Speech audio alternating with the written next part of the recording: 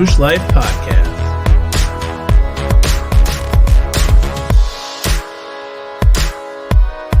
Season 3.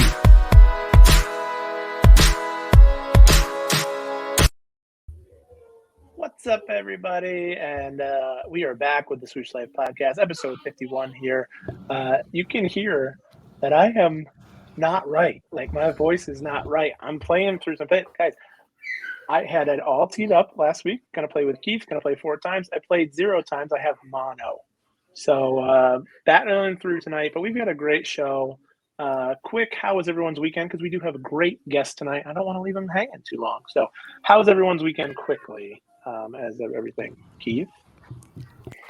I'm still hurting, Gumby. I'm still hurting. I missed you. I'm glad I got to see you for a couple seconds. Yes. But I missed you out there. It was a good weekend. Had a hockey golf weekend with the boys from college, from back home. It was good. So played 36 on Friday. Gumby, I missed you a lot. Matt, would have been great to have you out there too. But Matt, how are you?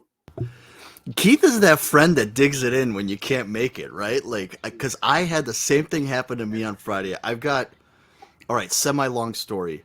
All right, maybe I'll save it for the end. But maybe you should save it. I'll save it for the end. I love Gumby. You know I love you though. So no, I know. But Friday, I had to miss my tea time on Friday, and my friends just kept digging it in. Like, oh man! And then I had my son's birthday party on Saturday, and I had to work. So I went to work, went to my son's birthday party, then went back to work on Saturday. Plus, I worked Sunday.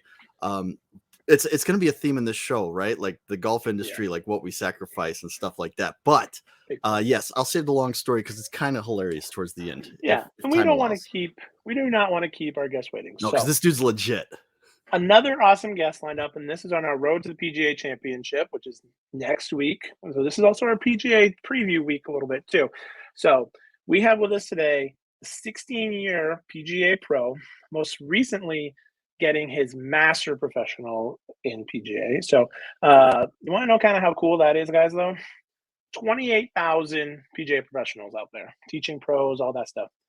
500 of them are Masters. Only 500. That's 1%. 1% all PGA pros, and we got one of them on today. So that's awesome. He's involved in the Folds of Honor tournaments and stuff that go on all over. And then also the PGA Hope program, which introduces golf to veterans with disabilities to bring back, physical, mental, social, and emotional well-being back to them and everything, which is awesome.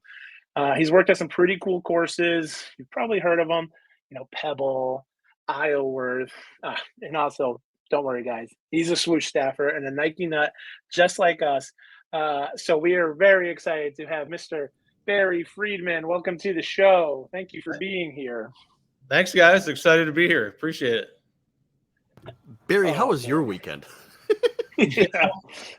It finally didn't rain in Cleveland this weekend, so we were busy, to say the least. The weather here hasn't been real good to start the month. I mean, the May 1st, 2nd, and 3rd were rainout days, and those were days we were starting all our leagues and everything. So kind of a rough start to the month, but the weekend picked up real good. So, Barry, we like to get right into it. We started off with 3, 2, 1. This kind of gives your street credentials to the Nike Swoosh listeners here, the Swoosh Life listeners.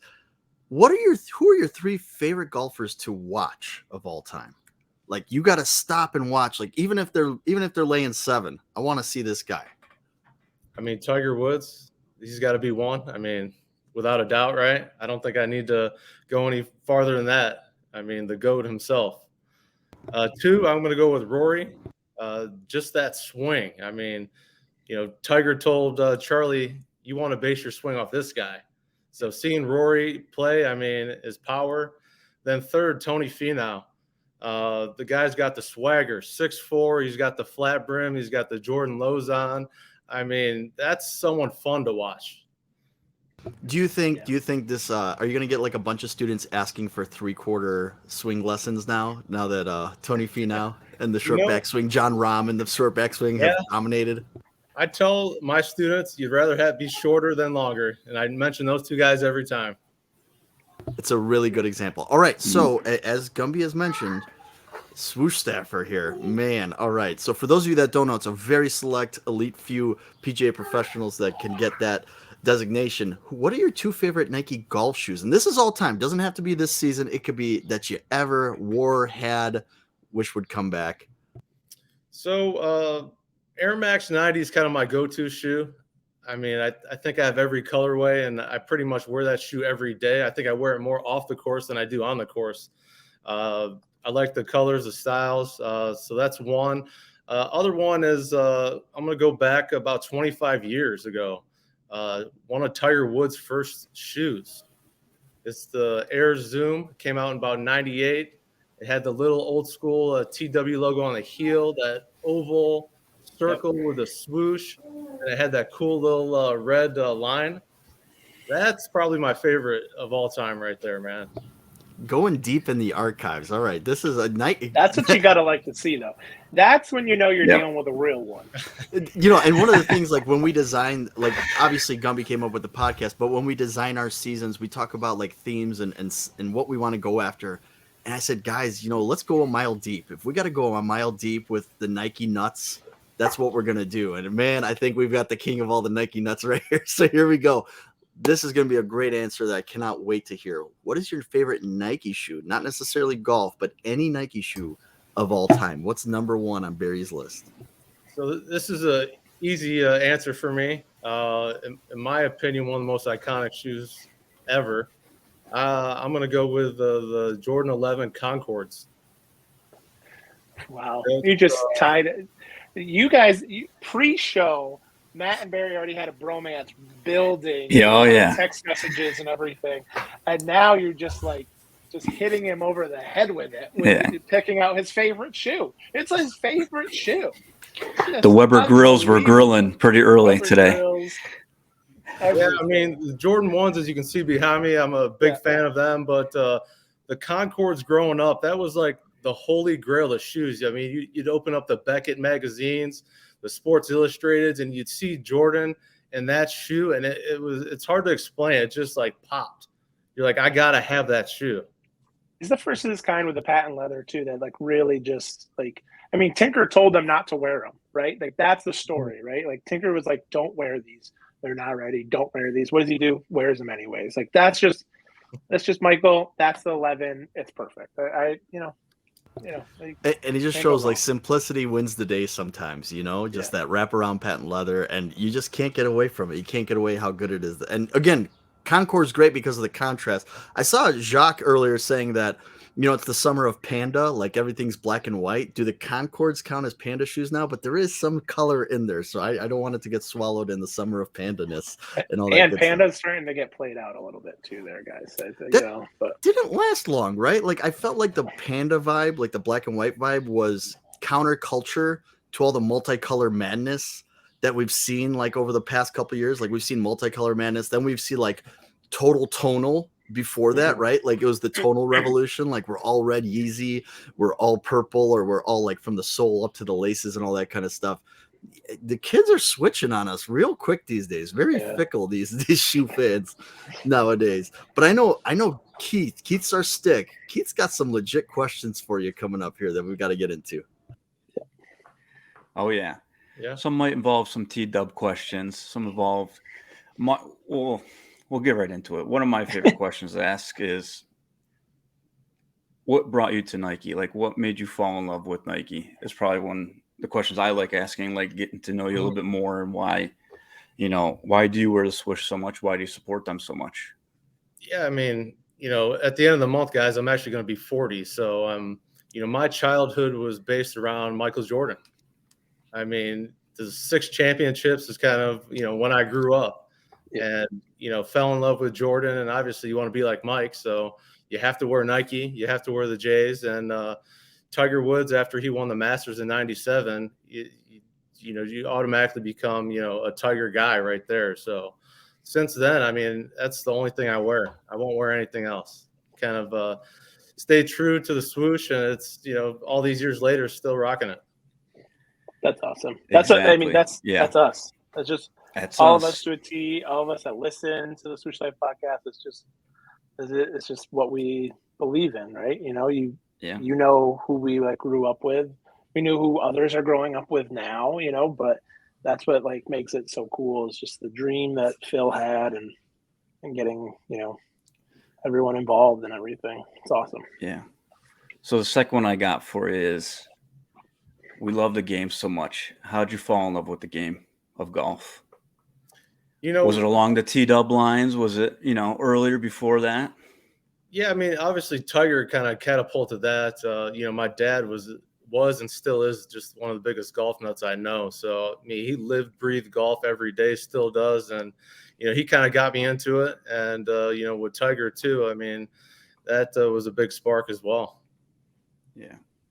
Are you one of the children, like, as soon as dad exposed you to golf, like you gravitated towards it, or were there other sports that kind of competed for your interests early on? I mean, like any kid, I played all the sports. It was basketball, it was baseball, tennis. I mean, then you start realizing, you might not excel in one sport, and you weed one out. You don't like the other one, so that's gone. So you're kind of left with only, a couple left. What I try to tell people these days, especially younger kids, is pick golf. Pick one sport that you can play the rest of your life. Yeah. Don't get hurt in high school playing football or doing this, that. Golf is something you can enjoy with your friends, family, the rest of your life. You can't do that with a lot of other sports. Right. Barry, what does it mean to you to be a PGA for like professional? Like how, like 16 years, a master professional, like what does that sort of mean to you? Like, you started at some of these great courses. You said you had an internship at Pebble. You worked at Isleworth when Tiger was there and everything. So kind of what is it like meant to you, like being a PGA professional? We're in PGA Championship week. You said you might actually come out for it, possibly at Oak Hill next week. So kind of just talk to us, like, what's it mean to you? And then I think Matt will kind of get into like, what's your day-to-day a little bit. Yeah, I mean, anyone getting in the business, you want to kind of reach that status of being, PGA, have that after your name. There's a lot involved with that. You got to pass your player ability test.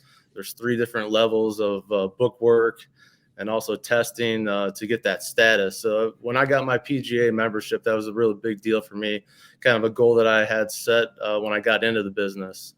And, like you touched on earlier, becoming a master professional last year was kind of the highlight for me. Not a whole lot of guys out there are master professionals.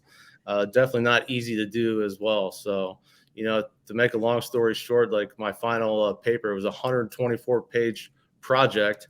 I had a 30-page PowerPoint presentation. It had to be 60 minutes and had to do like a 40-minute question and answer. So it was a lot of stuff to get there. So I'm very proud to be a PGA member and have that logo by my name. Yeah, I mean, one of the things that we've got in common a little bit, I was a tennis pro, and we have the USPTA and the USPTR, but the certification process I don't think goes as deep. Like there's levels to it. But one thing that when I got in the golf industry and I got to know like more pros and doing demo days and things like that, the amount of time, and you guys are not just giving lessons, like you're not just certified to give lessons. Like when you learn to become a true PGA professional, like what are the other things other than like teaching somebody how to swing? Because if you boil it down, like it all sounds so simple, but it really isn't. Like what are some of the things that people maybe don't consider goes into the life of a PGA professional? Yeah, I mean, there's long hours. Anyone will tell you that. Just a lot of stuff that you don't see on Instagram or kind of in the back room. A lot of computer time. I mean, you're managing an operation. You got employees. You got various stuff that you have to do with P&Ls, budgets. I mean, not a lot of fun stuff in that end, but it takes up a lot of time. Long days, long hours, to say the least. And of course, you want to get out on the course and play.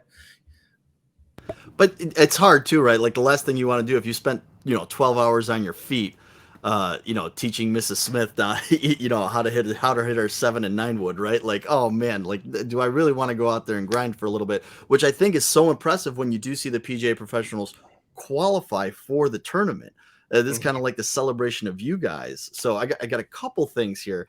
First off, like, what does having a PGA Championship tied to you guys mean for you? Like, do you guys all get super excited about it, or is it just another major and it's kind of like disconnected from the PGA working pro? No, I mean, it's cool to see some of your peers actually playing in it. You're always rooting for that PGA pro to make the cut or do something. So it's fun to see. Again, having an event that's ran by the PGA is great too. Same as, the Ryder Cup, that's by the PGA as well. So those are two great events we're proud of. Love that. Showing off my Ryder Cup shirt. Okay, little bit. You guys didn't plan that either? Did you guys plan that? With the Weber grills? And it's Navy. Too? And it's Navy. Yeah, no, it's all good. Hey, question for you. Changing gears a little bit. Little viral moment on Instagram this week. We saw a couple of guys that were golfing. I guess a golf ball got hit into a yard. Some homeowners came out. Turns out somebody was an MMA fighter and started laying dudes out on the course, right? So I don't want you to name what course you were at or anything like that, but do you have like a wild story? Like maybe there was like a league argument. Maybe somebody was like welching on bets or something. Like you don't have to name the time or era so nobody can pin what club it was. What's some of the wildest things that you've seen in your PGA professional career? I mean, there's some I can share and some I can't. A couple that I can share have been at my course with golf carts being flipped over, driven off 30-foot cliffs into rivers. I mean, just wacky stuff like that. You start mixing some alcohol and sun, and guys aren't paying attention, and it's wild, man. It's almost like you're dealing with kids. Yeah. So to build on that, sorry, Matt, we had this boom in golf recently from the post-pandemic and everything like that. What is your thoughts on obviously this growing of the game, but also with maybe some of the people that don't like always know etiquette, right? Like they're just driving the carts like a little bit crazy. It's a fine balance though, correct? Like on how you kind of manage it. Yeah, I mean, things are a lot looser now. I mean, especially I work at a public course now, and I'll get calls about people asking about dress codes. And I mean, honestly, I could care less what people are wearing. I mean, you don't want guys wearing jorts or cutoffs, but t-shirts, untucked, hats backwards. I mean, that's fine with me. A lot of these people, since COVID hit, now they want to get into golf. They have time. They see their friends are doing it. But like you said, Gumby, I wish that we could educate some of the public a little more on etiquette. At my course, we do have a starter on the first tee. He kind of goes over a little spiel as much as he can, just, how to respect the course and respect the others. So I wish we could do that more. And I really wish that we could tell people what tees they could play. I know in Europe, they basically tell you based on your handicap where you play. I wish we could do that more. For whatever reason, guys like playing farther back. I don't know if it's an ego thing or what, but, if you can't break 90 from the middle tees, you probably shouldn't be playing the back tees. Yeah, that's a fair point. Yeah. That's what I thought. And it's hard because you want to bring people into the game, but then this is where the slow play question comes in and all that stuff, because you get people that can't play from the back tees, are losing their balls, slow everything down, are being a little bit jokers on the course. And we all like to have a good time on the course.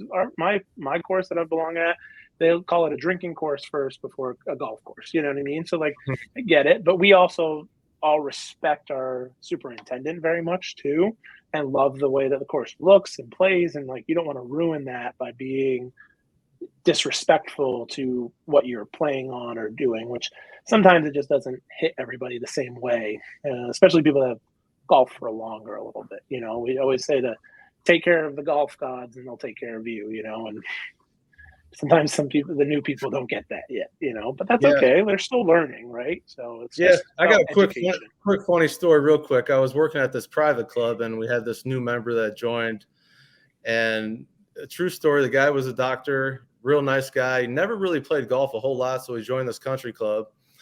And he didn't know this, and we felt bad for him after the fact, but he realized he did something wrong.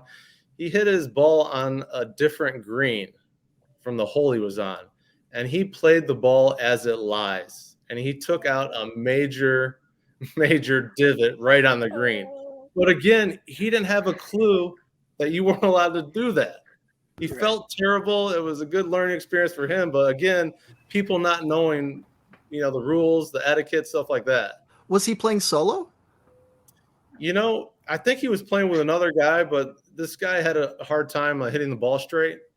So it was Army golf. It was left, right. So, and I think he was over here and the other guy was there and he just said, I'm going to hit it, I guess. Crazy. I mean, for better or for worse, I think like some of the better clubs, like the membership, know who the new people are, but in a good way, right? They're like, they'll be helpful, or like maybe somebody could have given him the heads up, but I guess nobody was on that green to give him the heads up. Yeah.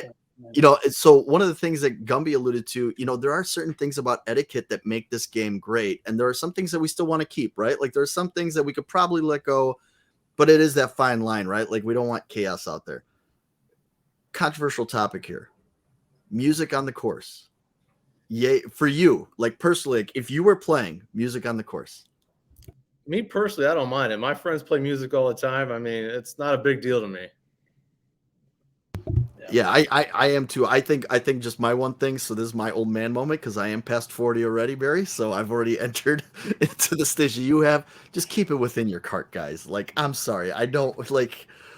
We all have great taste in music. I know we all think we have the best playlists. But one of the things I wanted to ask you, we're 20 minutes in now. Let's talk about Nike. Let's talk about what's been going on this year. Give me a little bit. What are some of your top 3 releases maybe of the year so far? Because we've been going broke trying to chase all this stuff, and we can't get everything. What are Barry's top 3 picks? Let's not forget, too, we will just say that Barry's been to the Masters about 38 times as well. He had to rub that into our little text messages. So he was down at the Masters this year, so that might influence a little bit of this decision making, possibly too. So the Always Fresh, that was I think we all can agree what they came out with. That was awesome. I mean, how could you not like that stuff? Anything Masters related, the Georgia Peaches. I mean, Matt, I love that video you put up with Bowser. That was a classic. Peaches. Yeah, when the Super Mario Brothers movie, because Keith went and saw it with his kid, and then all of a sudden the phones are listening. All of a sudden, Jack Black popped, and then Who Is Lauren, our guy out of California, he's like, this has been in my head, and I'm like, okay, I'm gonna let it breathe a little bit, and then I'm gonna bring the Peaches back because we got to. That's the thing. Peaches were so good, you could celebrate that 3 weeks after. Like the Masters was 3 weeks ago, and it's still a stupendous release. Yeah. And it's blowing the PGA release sort of out of the water still. And that's our only maybe squam this year is the PGA release is a little bit lighter on design compared to what we've seen for the US Open out at LA Country Club and even Royal Liverpool too for the Open. So Royal Liverpool. Really loud. But it's inspired from what we've seen, inspired from the Beatles and other stuff. Same thing with the LA kind of streetwear style, maybe Fresh Prince a little bit. I think it's funny. I'm close to Rochester. I'm only an hour or so away. Keith was just there. Do you feel like these shoes embody Rochester, embody Oak Hill at all? I have a hard time with it. I don't think they do, but yeah, I know it's hitting us home a little bit because it's so close to us and it's so close, to my hometown as well. Listen, you guys had lobsters. You can't have it all, okay? You guys had the lobsters last year. You can't just get home run after home run. I'm not from New England. Come on.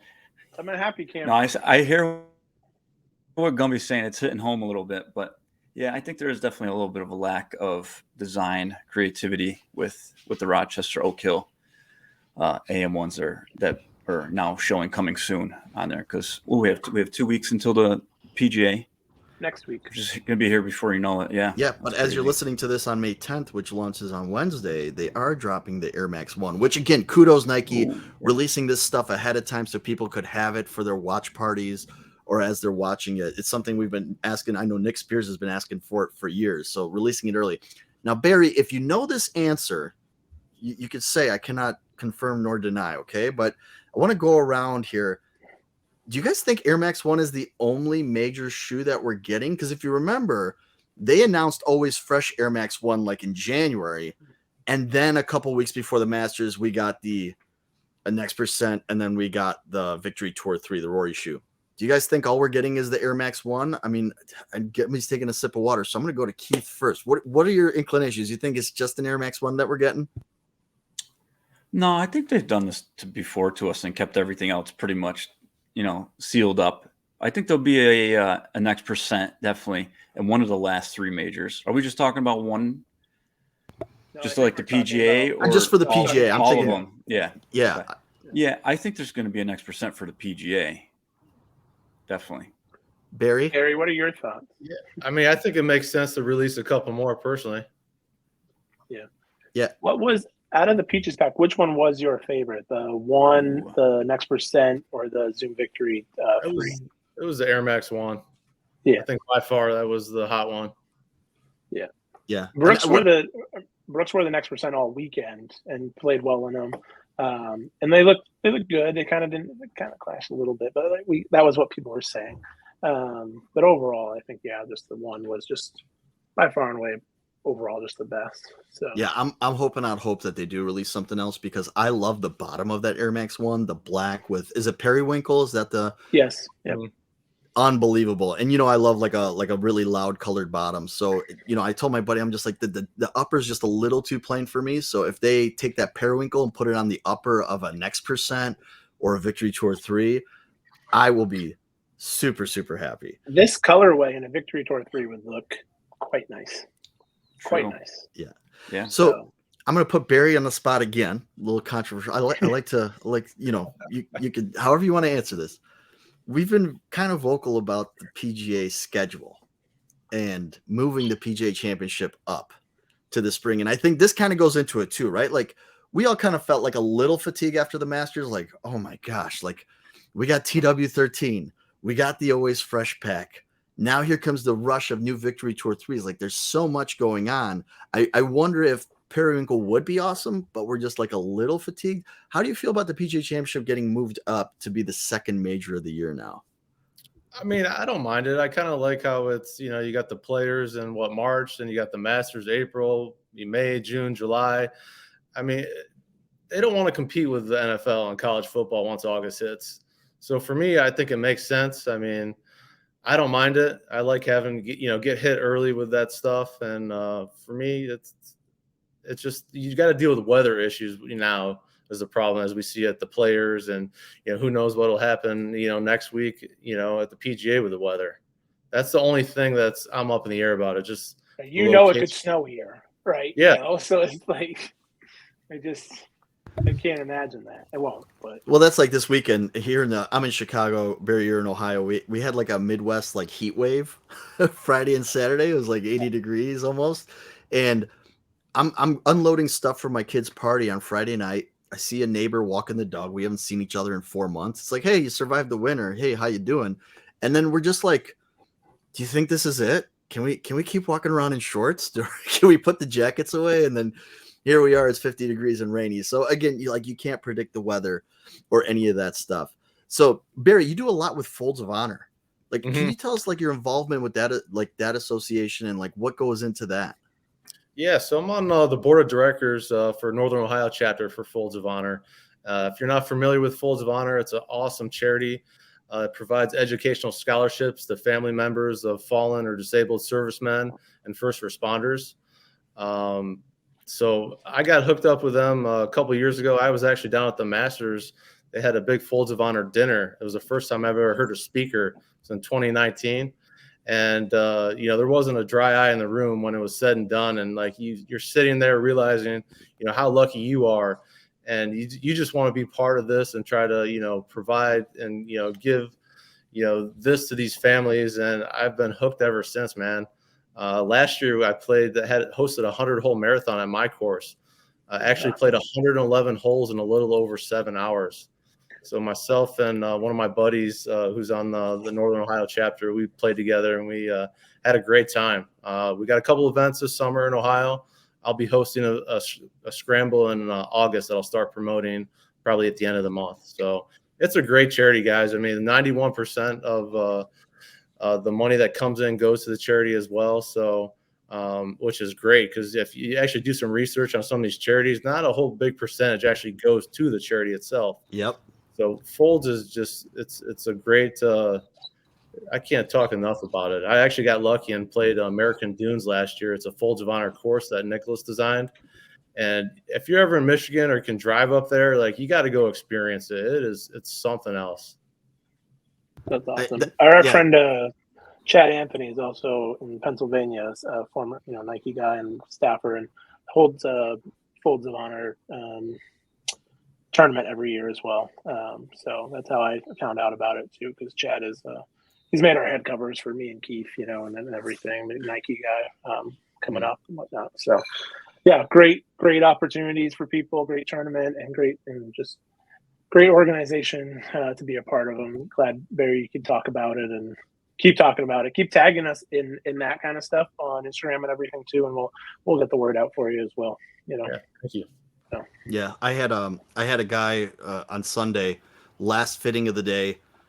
I'm ahead of schedule, and he comes up and he's like, "Hey, you fit me last year. Fit him for a set of irons. He's playing great. He's a veteran, but he can't get on his left side. His joints hurt. He's got all this stuff going on." And we just take it for granted. And he's like, "Dude, I don't want to keep you over your time." We went 90 minutes. I go, it's the least I could do, right? Like the sacrifice that these folks have made. And another story, when I was doing the Nike Covert Distance Challenge, I want to shout out this guy. There's Joey Costa, who works at PGA Tour Superstore, but this one's about this guy, Gio.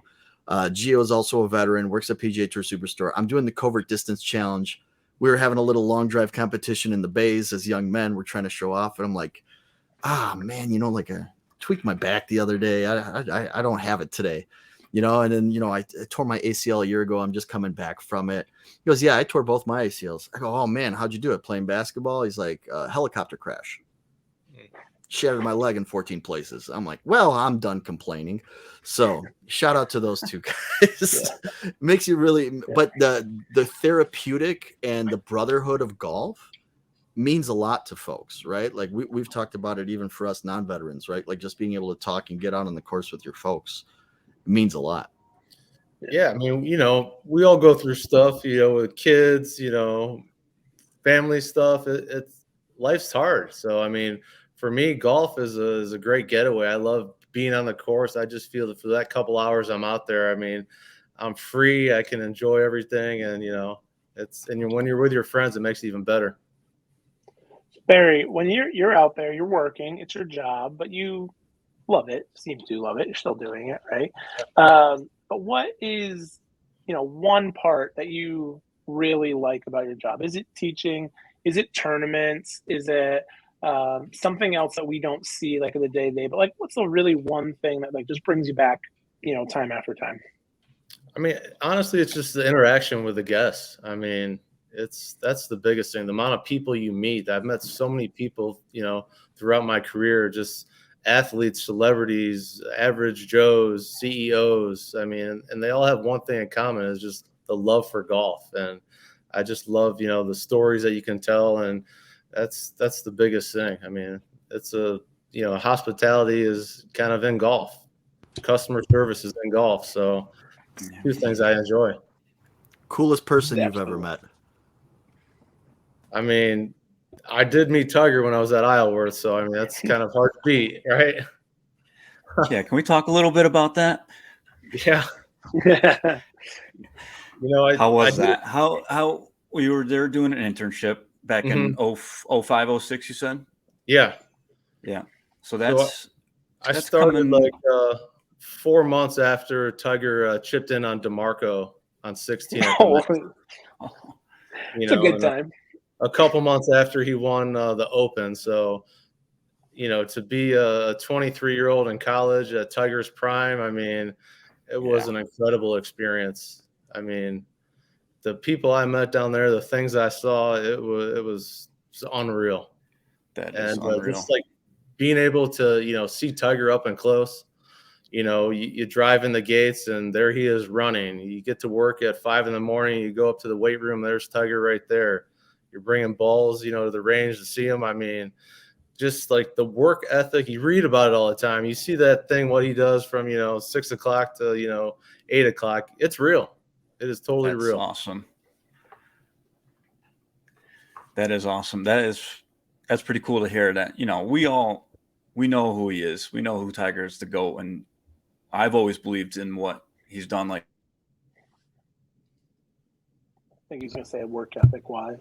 Sometimes Keith just freezes on us. So, do you have a fun story that you can tell, or is there no stories that you can tell of Tiger down in Isleworth? I mean, a couple of cool stories at the driving range, is saw him warming up with like a persimmon wood. He wanted to be able to work the ball left and right. That was pretty cool to see. But one of the funniest things I saw was I was standing talking with him while he was hitting balls. His dad and everything. So here's a funny story. Since you were out, Keith, Tiger was hitting balls, and one of my coworkers was picking balls up in the range picker, and he's going the opposite way. And Tiger looks at me and he goes, "Watch this." He hits this stinger. It hits the back of the cart where the plexiglass is. This dude jumped up, like hit his head, scared the crap out of him. It was one of the funniest things I've ever seen, man. Oh my God. I can't imagine being like 24 years old and Tiger telling me to watch something, or B, just seeing that with my own eyes. You know what I mean? Like, yeah, it's just got to be like the coolest. It just, again, cements your love for Nike. It cements like your, like, just all of what you do, because like, that's where you're supposed to be at that time. You're like, where else would I want to be? Right. Mm-hmm. Yeah. So I know in 3-2-1 you mentioned that T-Dub 98. What is your next favorite Tiger shoe from his line? I mean, it seems like right now the buzz is the 13, right? The 13, the 14 is nice too. So, flip a coin right there, maybe. That's a good answer. Great answer. So a couple things about, when you're teaching a celebrity, do you teach a celebrity or like a professional golfer or whoever, like, do you teach them any different than you would say a regular person, or is it kind of the same? Like, you protect egos, or there are no egos, you just got to treat them like a regular person? Like, what are some tips to coaching up really high level folks? You just got to be black and white with them. I mean, you don't want to sugarcoat anything. I mean, these guys are the best at what they do, and their coach isn't going to sugarcoat anything to them. If they miss a play or they're lacking defense, I mean, you got to be straight to the point with them. I think they appreciate that too. Do you deal with any, you're in Cleveland, you have some sports teams around there. Do you deal with any of the professional athletes, or are they more going to the private clubs and you're at a public course right now? Yeah, a lot of those guys are at the private clubs.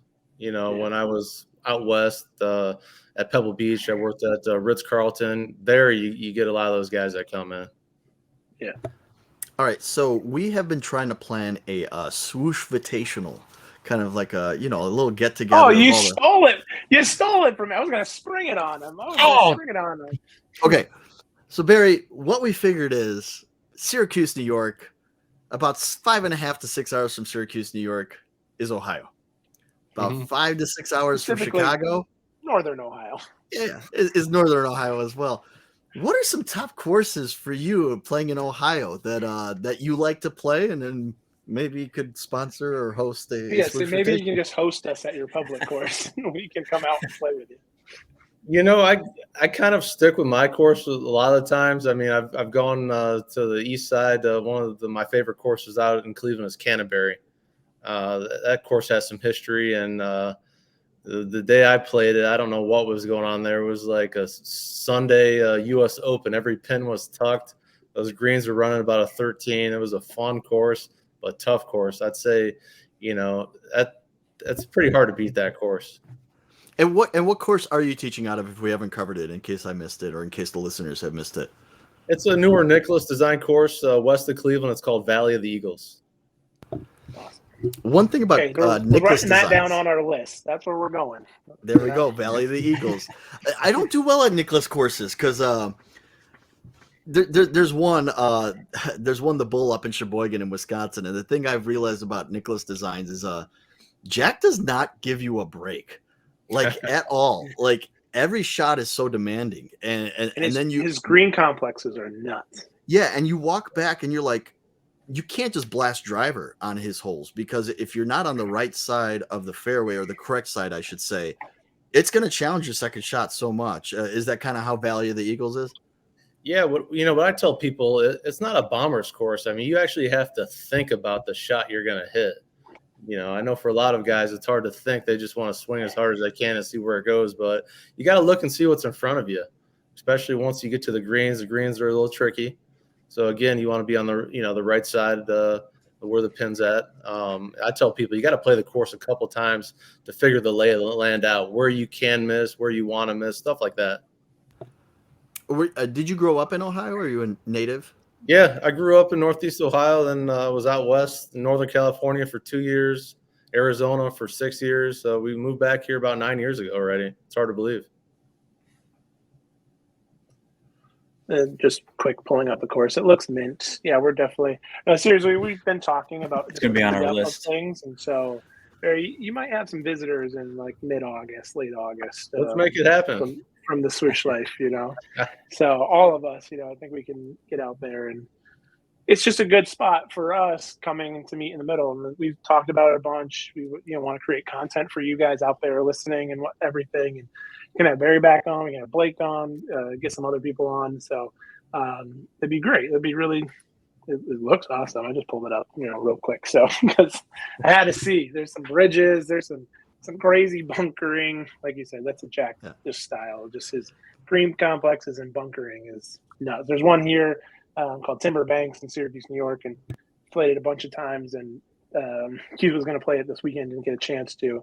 And it is just one of the craziest things that I see. Like there's like a huge mound in just one of the greens, and you're like, if you're on the right hand side of that green and the pin's on the left, which is normally always on the left, you are going up a roller coaster and down a roller coaster, and you can't get it close, like not one bit. So Jack does some funny stuff. That's Barry. Now Jack is not a Nike athlete because Nike just wasn't in the game. He was kind of towards a little bit earlier than that, right? But Jack, being a native Ohioan, you teach at one of his courses. One, have you ever met him? And two, I've always loved the admiration that him and Tiger it's a mutual respect between those two. Like, is there anything that you think today's modern golfer could learn from Jack Nicklaus? Yeah, I mean, I've worked at a couple Nicklaus courses. I've actually got a chance to meet him twice. I have a son, and his name is Jack too. So I'll be honest with you. The first name was Tiger, but my wife shot that down. So me too. Me too. My wife's best friend took Jordan, so I named my second kid Max for Air Max. There you go. There you go. That's awesome. But I like seeing that you're hearing more Jack talk with Tiger. It seems to all be positive stuff. I mean, it's just kind of like around here with the Jordan LeBron talk. Jordan always said it well. I mean, different players in different eras. What would Jack do with the technology now? I was trying to get. What would Tiger do back then? It's hard to say. I mean, I just want to see Tiger win one more to break Snead. We all know he's not going to touch Jack, but I just want to see him, break Snead's record. Yeah, I'm right there with you. Yeah, no, agreed. And when Tiger breaks that record, I just hope Nike has something special planned for him. I see that you are wearing, for those of you that are listening, you are wearing the TW striped front shirt that we were big fans of. What are some of your favorite pieces from this year? I mean, I like a lot of the camo stuff they came out with. There's multiple different camo options out there. I think they hit a home run with everything. And of course, I've always been T-Dub all the lines with that. So anything they come out for the Tiger line, I'm a big fan of as well. All right. Okay. Can you do Tiger camo in blue for a Folds of Honor tournament? It looks like perfect right there. Bang. Yeah. So very political answer there. I like it, but we're gonna have to put you on the spot for some rankings and some scores here. So we've talked about the Air Max 1. What are you gonna rank it? We're gonna go around the room here. Barry, we'll let you go first. You have honors. What are you gonna score on a scale of 1 to 5? 5 being the best. There was nothing else you would do to it. You change it. It's a perfect score. 2.5 being about average. Nothing wrong with that. Where would you score the Air Max 1 for the PGA Championship that's coming out? Yeah, I'm going to go 3.75 is my answer. I mean, the only reason it gets knocked a little is just because there's some white in there, and I got a feeling that's going to be hard to keep clean, honestly. I got to tell you, my red-white Air Maxes, They hold up pretty good, but actually they've gotten dirty because I wear them to work. I wear them to work, and I got some charcoal and some grease on them, and that white mesh gets a little bit difficult. Keith, what are you scoring the Air Max 1 PGA Championship? And by the way, if rookie scores are like 1, 2, 3, 4, 5, Barry went 2 decimal spots. By the way, 2 decimal spots. Yeah. That's the master level right there, boys. That's the master level. Exactly. I don't think we've done that, but to give the PGA AM1s, I would give it I'm going to do a 3.1. It's missing a home touch feel there a little bit for upstate New Yorkers and everything. But I like the colors. I like the AM1s a lot. They're one of my favorite Tinker shoes made. So I love them. I'm probably going to pass on them, but like I said, I give it a 3.1. Gumby? Yeah, I think I'm right there with you. 3.2 is mine. I do think they tried a little bit. I know I just called them out earlier in the show that they didn't, but Rochester is known for a lilac festival, and I think that is what the flowers are, at least on the tongue and in the footbed, on the actual insole. So I do think that's where they were trying a little bit, is that lilac festival with those flowers on there.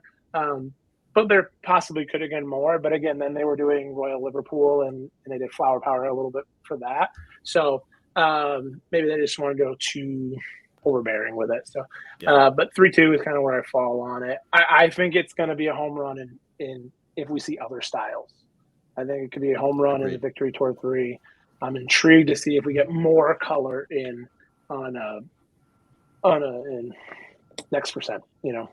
Yeah, I agreed. I think we're all anxiously waiting. So I'm gonna go with 3.6 on this one. I agree with you guys. I kind of gave my thoughts on that. The colored bottom definitely is a home run hit for me. I love that. So also dropping for the PGA Championship, according to the website, is the Jordan Retro 6G Energy. And the end of the description on Nike.com is, this edgy all black design represents the grit mentality of the city that never sleeps, the no quit persona that stretches from the streets to the skyscrapers. So a little bit more of an homage to New York City. It's an all black upper. Makes no sense. With a with a gray midsole and black speckling. So Tee Up Kicks with Chris, our guy, has kind of released a little bit of this info. It's an homage maybe to a chrome Jordan that came out. There's also a little bit of an homage to the Oreo because of the speckling. So I don't know if we're going to call this the Chromeo, but I think that's trademark because that was a band back in the day.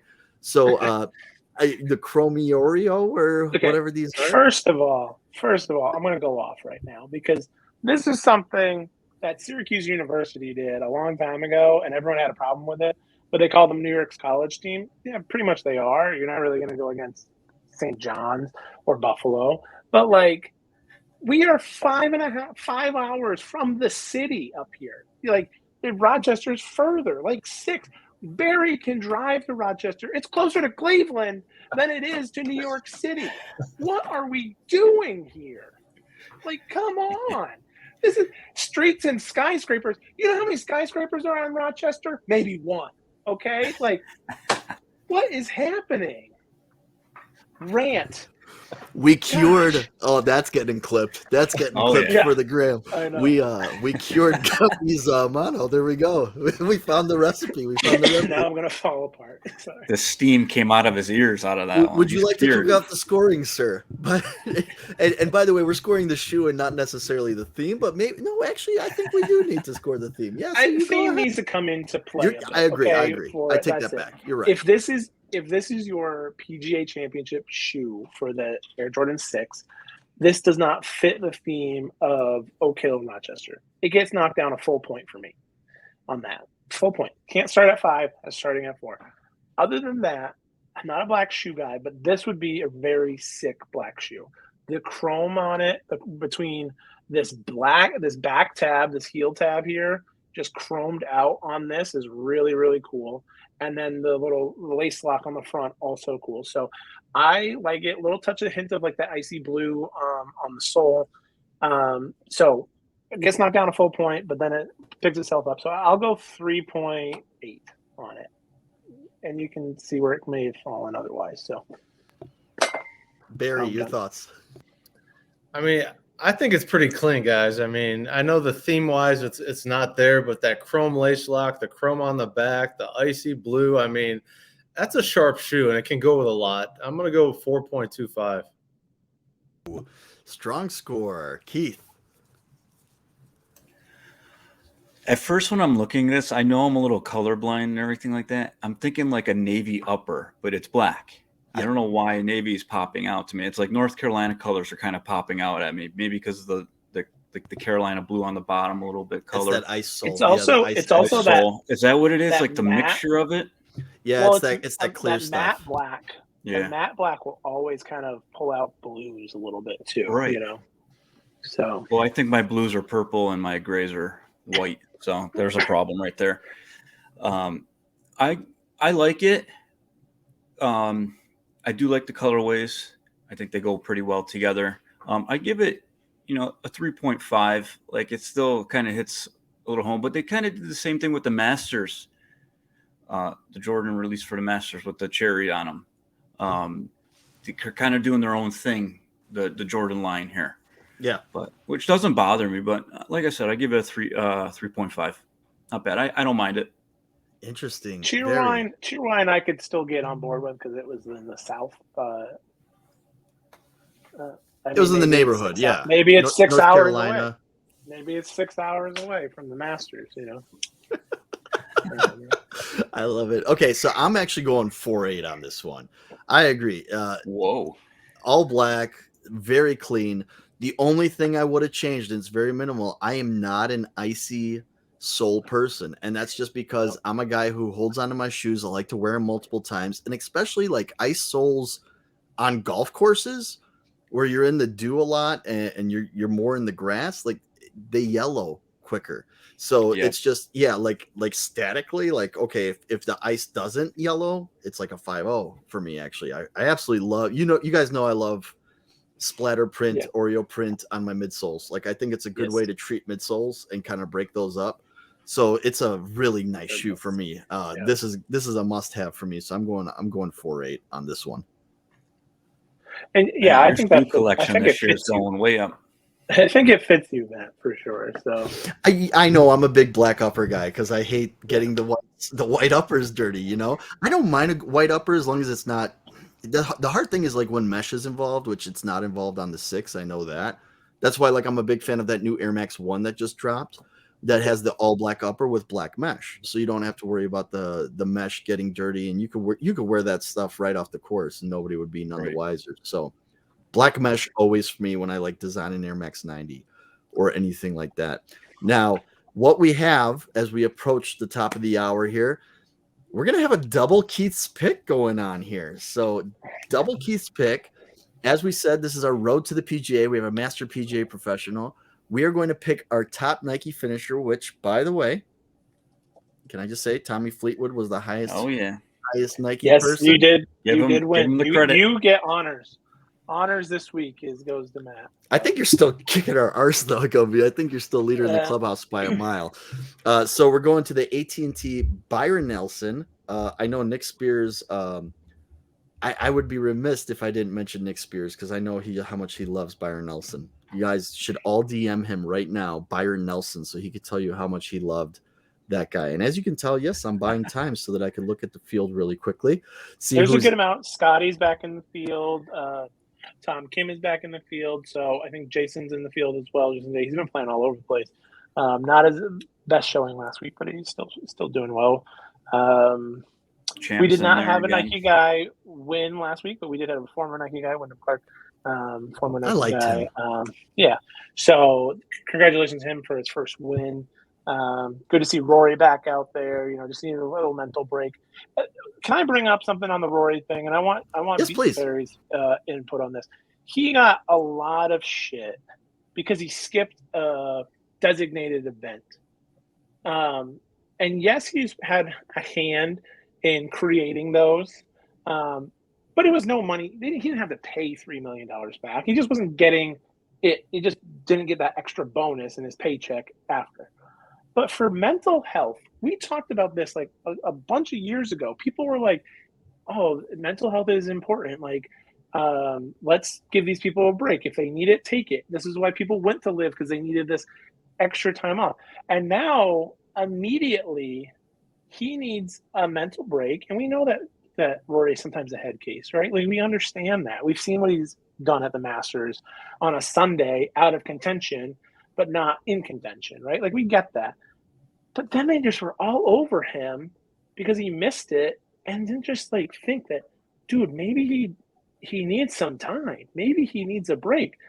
And I really had a hard time with that. As someone who struggles with mental health myself, like, I just don't understand how immediately we said mental health. Like, he needs to play because it's a designated event. Like, to me, that's not right. Barry, your kind of thoughts on that kind of whole situation and everything. And I know you've dealt with a lot of people, that probably struggle with it, with the PGA Hope and all that stuff. Like, your kind of thoughts on mental health, and we can build on like what Carlos talked about, Coach, a couple weeks ago as well. But your thoughts on the Rory situation and the mental health in the game.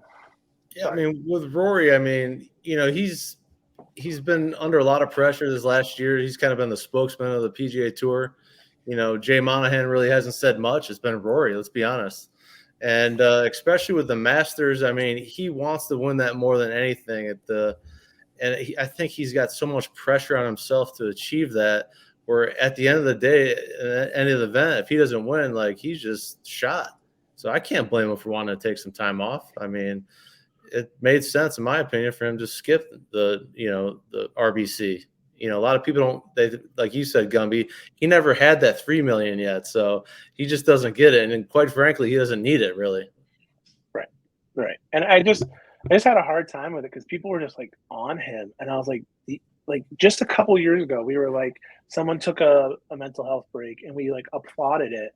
And now, just because someone is a champion of something doesn't mean you need to like be there all the time, because sometimes that means it's too hard, it's too much, right? Like, there needs to be a balance. Like, life is a balance, and he was doing a lot and he just needed time off, and people couldn't like understand that, and I just really rubbed me the wrong way. Like, it really did, that how people treat it. And I know that like Rory is a hot button topic, right? Like, and he might not be like the hottest golfer right now, or might not be like even the most fashionable one, right? Like, he's just wearing this we joke about it all the time. He's wearing this sweater that's fuzzy that we can't get, but that we all like, that we all want. Yeah. And the hoodie one, right? The hoodie one too. It's a non-quarter zip hoodie. It's a straight up, it's a sweater hoodie. Yeah, he's got that also. But as Barry it's the Tiger sweater or hoodie though. It's pretty cool. Yeah. Has to be the needle now without Tiger. And I think it's very evident on how, when you think about it that way, and you reframe that and relens it, how much Tiger did. Like, people, I think it in the back of your head, but when you see like someone like Rory, who has all the talent as Tiger, like all that talent in the world, Tiger wants his son to play like him, as Barry alluded to. But like, it's hard. It's hard to be in that arena. It's hard to put yourself out there day after day. And think about it, how much Tiger did it for however many years without flinching. Like, yeah, wild. Tiger was too busy winning all the time, so he just kept going and going and going. But getting back to Rory, like, he is the face of the PGA Tour. He is the spokesman. Jay's hiding in the background and everything, but he's talking. He's the one that's promoting this league. It's a different age now with social media and everything like that. Like, and Rory's still on the younger side, and Tiger's, fading in the distance. So Rory can kind of keep the PGA up to speed a little bit because he's like in the middle. He was the next one after Tiger that, everybody was talking about and everything like that. So he just has a lot of pressure on him. It's taken definitely a little bit of a toll on him, and everybody deserves a break. So give the guy, give Rory the break. Yeah, and was interesting because there's a couple PGA players that were like, well, Rory told us we needed these designated events and that we all need to show up and that we all need to play. So they kind of threw him under a bus a little bit. A couple of them would preface it and say, hey, he's been the spokesperson for all this, so maybe cut the guy a break. And I'm glad you guys all went first because I'm the known Rory lover on this one, right? So like I didn't want to come out, with my bias. But when we talk live, who are we talking about? Greg Norman and Phil Mickelson.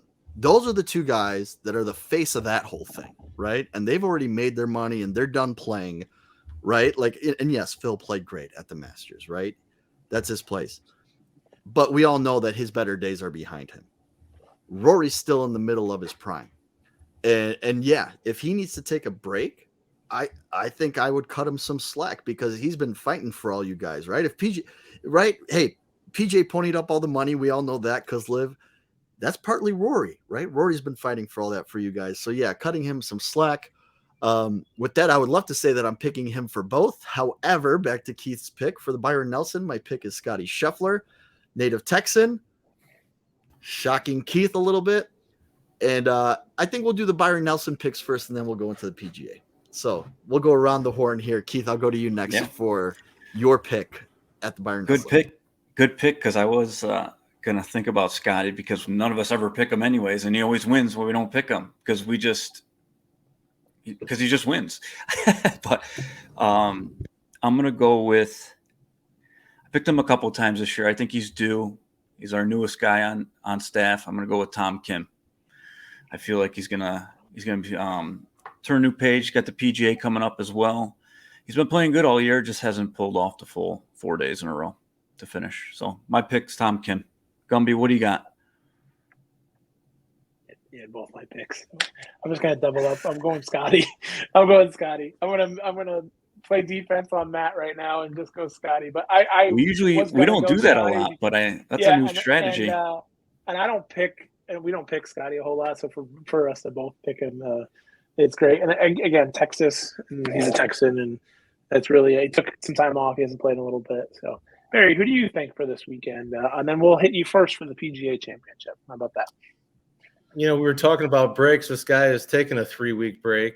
I also saw another interesting stat. In his last 12 events, he hasn't finished worse than T12. A guy coming back to his home state of Texas, Mr. Scotty Scheffler. Yeah, there we go. Barry's on our side. Keith, you're the lone wolf this week. I like it, though. It's a good pick. We usually don't pick the same ones, but I like it. That's a new strategy now. Yeah. All right, Barry. So, PGA Championship coming up next week at Oak Hill in Rochester. You said it might come out. I might try and meet up with Barry. So, stay tuned. If he does make the coin flip and decides to come out, you might see us out there, a picture of us or two. Depends how warm it is up there, right, Barry? Yeah. It's supposed to be 55 next Wednesday here and rainy. I was like, that's pre-practice round. It's supposed to be like 50 and 60, 56 rainy, 62 and 54. I don't know what Thursday like in the weekend looks like, but rainy start to the week next week out here in the central New York area. So Barry, your pick for the PGA Championship, who do you think gets it done next week out at Oak Hill in Rochester, New York? Again, Scotty Scheffler is how can you not pick him? He's 15-2 to win this thing. Second best odds behind Rahm. The way he plays and has been playing, I'm picking him for every major from here out. Yeah, and I think the course sets up really well for Scotty too. It has some very tight areas, but they can get around with your short game, keep it in the fairway, which he does pretty well. So, and then he's a good putter. So I think it does set up well for Scotty, which is awesome.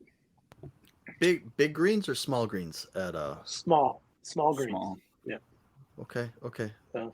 So Gumby, are you picking first? Or you going next? Yeah, I'll go next. Okay, go ahead. I have I got someone that I said last week that I think is going to win it, and that is Tony Finau. I think he breaks through. I think the kids will be there, family will be there, and I just think that he is very good at throttling back while still being aggressive. He doesn't hit a driver full power, right? He can control it. He can do all that. And so I think in a major that's what you need at a place like Oak Hill. I think that's what you need. Like I said, I've been there twice. I can picture some of the holes. There's not anything that I remember that's like super big bomber. So yeah, I think it's going to be a nice little display, and I think it comes down to like Scotty and Tony on the weekend. I think it would be an awesome showing. How can I not talk about my guy Brooks? You guys also, I was wondering if you're gonna say him, and because I was. Keith, are you going Brooks? Yes. I was wondering if anybody was gonna pick him, but I'm not going Brooks. All right. For me, it's Scotty Brooks, Rory. Everything. Scotty Brooks, Rory. Like I love those three guys. Scotty Brooks, Rory. Like how do I pick between the three? And I'm gonna stick with my guy Rory McIlroy. I think that's a great. He played well there in 2013 as well, and I remember he made the cut. Yeah. I don't know. Actually, I don't remember how well he played because I remember Tiger was out and he was already out the course. All I remember watching Rory is he had the black. Remember the black shirt with the base and had multiple stripes, but they were like bright, like green and teal, and they had a couple of different color ones. He was wearing that black and teal and green ones that week. Tiger wore that. God awful. I hated it. It was like the weightlifter cut-in one.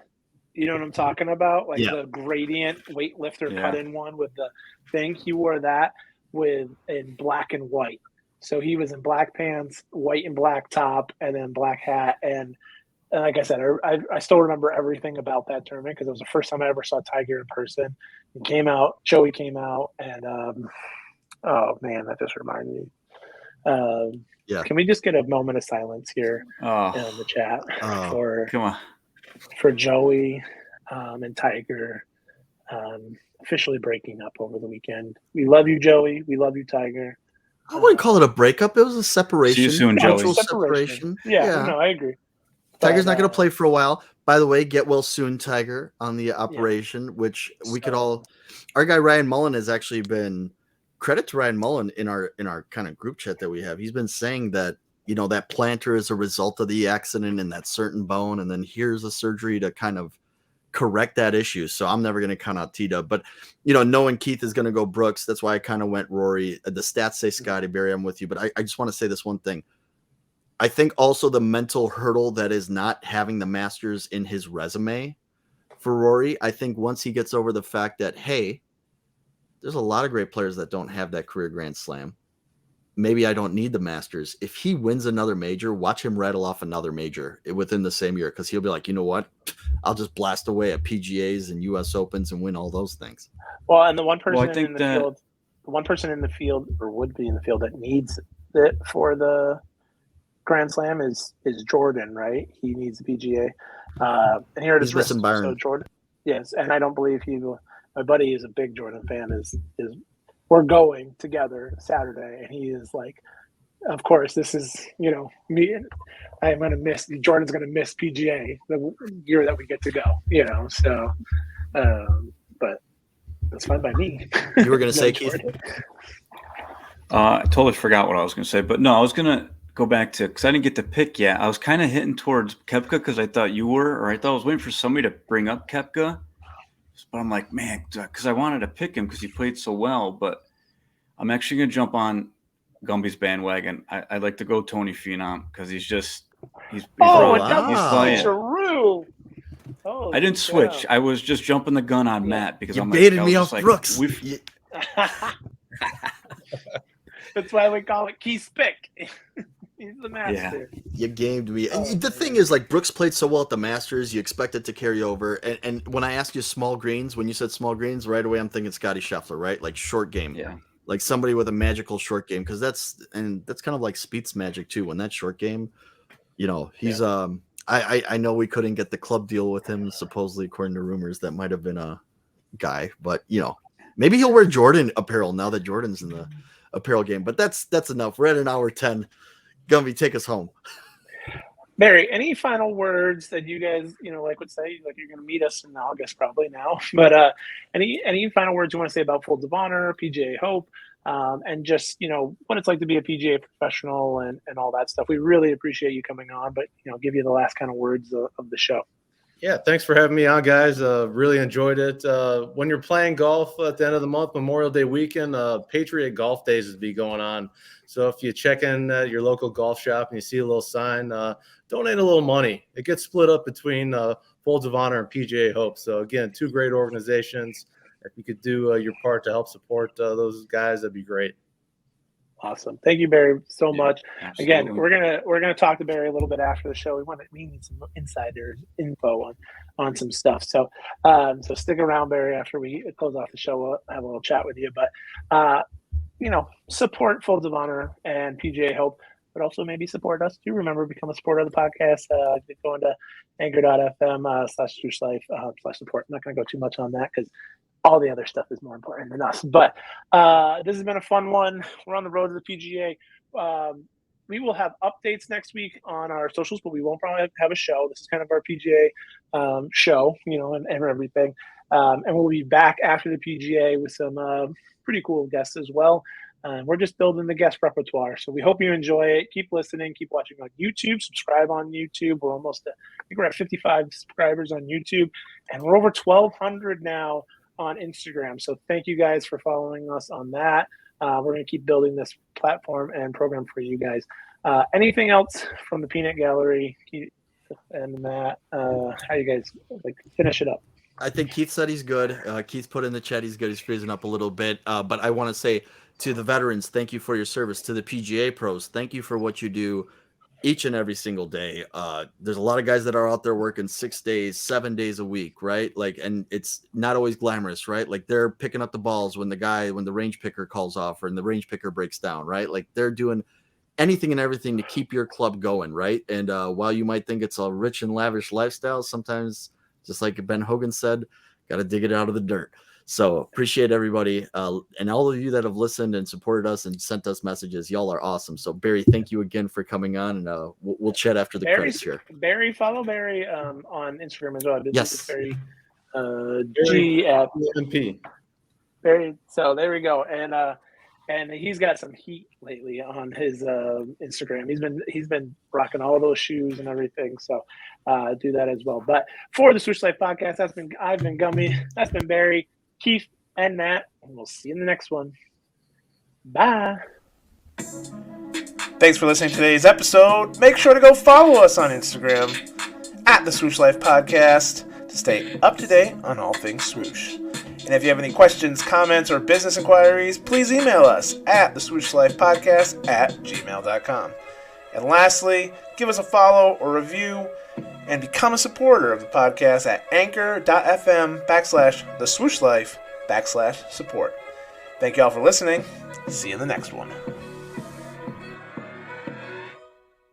Checks over stripes, yeah, that's what I like. Yeah, that's what we like.